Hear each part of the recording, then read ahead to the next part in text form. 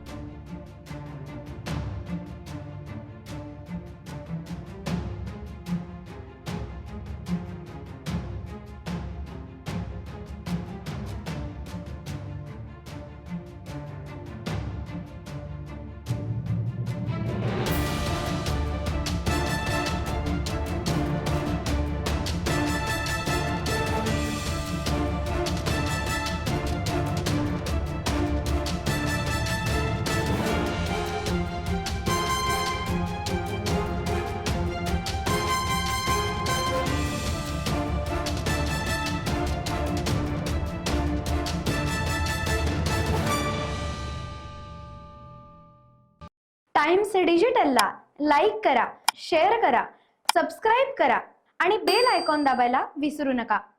Times digital.